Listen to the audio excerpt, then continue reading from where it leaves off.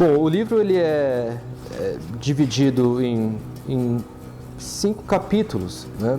Então, o primeiro capítulo ele vai abordar mais o início do skate, final dos anos 60 e começo dos anos 70, tentando compreender o sentido do skate nesse período.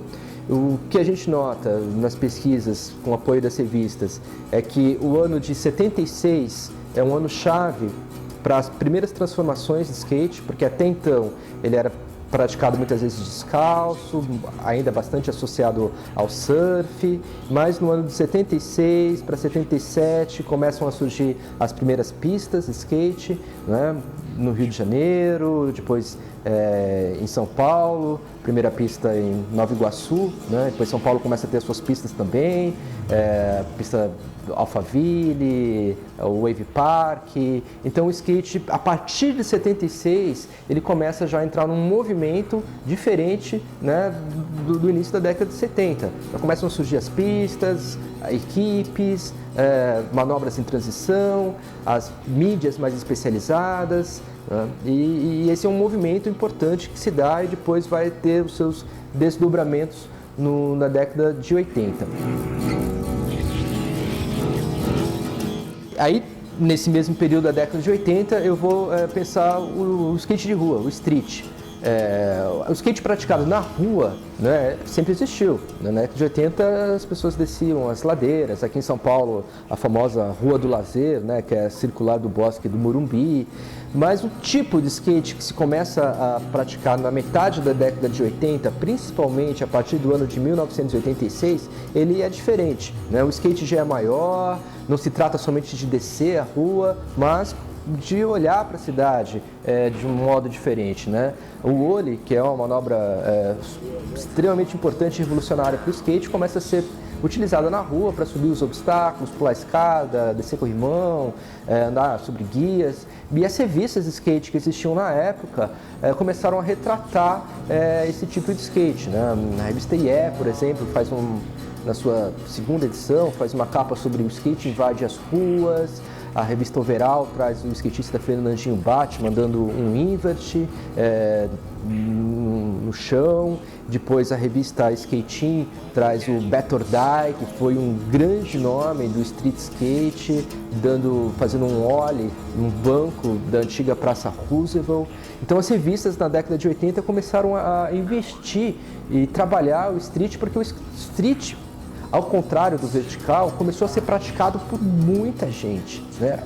A grande quantidade de pessoas que praticavam skate de rua, porque era muito fácil, né? Você tinha um skate, abria a porta de casa e colocava o skate na rua e saía, né? Era diversão. E aí você ia procurando lugares para andar, praças, picos, né? Em São Paulo, 2 lugares importantes foram o Parque do Ibirapuera, onde tinha marquise, o chão super liso, e a Praça Roosevelt. São 2 lugares, picos de skate importantíssimos para a história do skate em São Paulo. Todo esse movimento do skate de rua começou a ter um problema muito grande com a gestão política da cidade. O Jânio Quadros, que ele já tinha sido presidente do Brasil na década de 60, ele se torna prefeito de São Paulo na metade dos anos 80.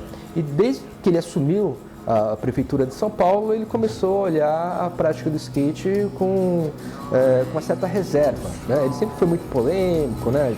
Tinha proibido biquíni, mas ele também olhou o skate e disse, não, o skate é uma coisa que não pode acontecer na cidade de São Paulo.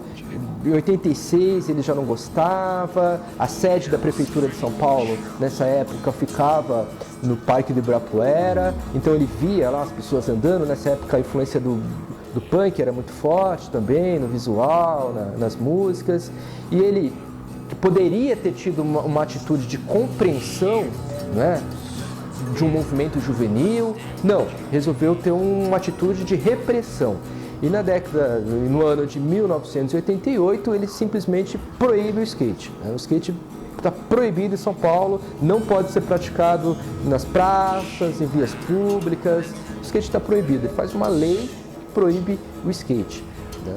Então os skatistas se movimentam, há toda uma reivindicação, as revistas do período também, principalmente a revista Skating, a revista Yeah, ela faz uma capa sobre isso com o skatista Daniel Trigo, e com a seguinte mensagem, né? Andar de skate não é crime. E começam a questionar. E isso é muito interessante, que mostra que os skatistas resistiram, eles não foram passivos, né? Não é um político que vai chegar aqui e vai dizer está proibido e todo mundo vai cruzar o braço e falar tá bom, a gente vai obedecer.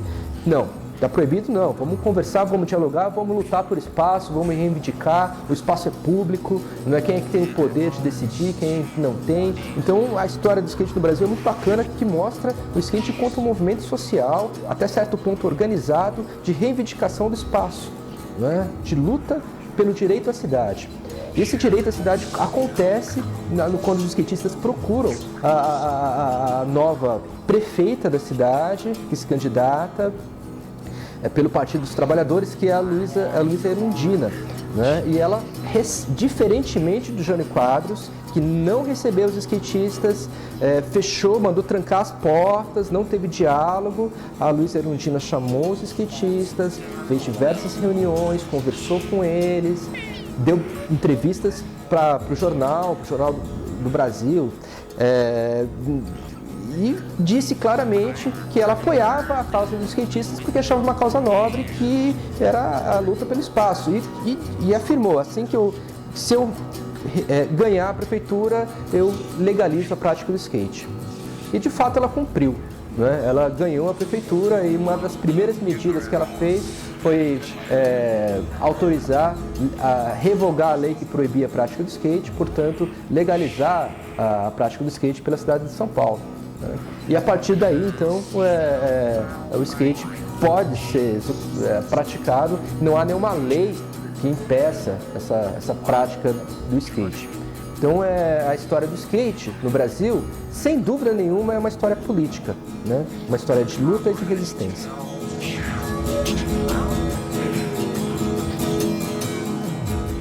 A partir da legalização da prática do skate, a década de 90 no Brasil é uma década, sobretudo, da prática do skate na rua, né? Se você pega, por exemplo, o Dirt Money, né, que foi um vídeo produzido e mostra o skate na rua no início da década de 90, é o skate quando o skate passa a se utilizar da rua. Na década de 90, um outro lugar em São Paulo que passa a ser bastante utilizado é o Vale do Anhangabaú, né, onde os skatistas acabam se encontrando, é um ponto de encontro, e começam a utilizar as bordas para executarem manobras e etc. Eu queria destacar o papel fundamental que as revistas de skate na década de 90, né, tiveram apoiando e divulgando o skate na rua. Porque se por um lado o skate vertical ele avançava com alguns eventos, com profissionalismo, com um skate mais voltado para a ideia de esporte, o skate de rua ele avançava mais direcionado com uma certa arte, uma arte corporal, né? Uma forma de você olhar o espaço, interagir com esse espaço. E as revistas perceberam isso, os redatores, os jornalistas, as pessoas que trabalham com a mídia de skate perceberam essa diferença e enfatizaram o skate enquanto arte, né? Enquanto uma prática de apropriação do espaço urbano. Então as capas das revistas de skate da década de 90 foram capas, sobretudo, de street skate. Se você analisa, não é, tanto a revista Tribo, que começou em 91, depois a 100% em 95, a grande maioria das capas mostram esse lado do skate praticado na rua. Então elas não deixaram isso morrer, pelo contrário, elas incentivaram e ajudaram a trabalhar esse lado mais artístico do skate através das fotografias, não é? Que sempre priorizavam determinados ângulos, locais ainda que não tinham sido explorados, manobras inéditas em determinado corrimão, e elas vieram e até hoje estão aí mostrando que o skate é algo para além do esporte, né? Há um movimento esportivo do skate, é legítimo, ele acontece nos campeonatos e precisa acontecer, mas ele não pode suplantar esse outro tipo de skate que é praticado na rua de forma livre, espontânea, sem juiz, sem cronograma, sem pontuação, sem vencedor e perdedor, como uma arte de expressão corporal.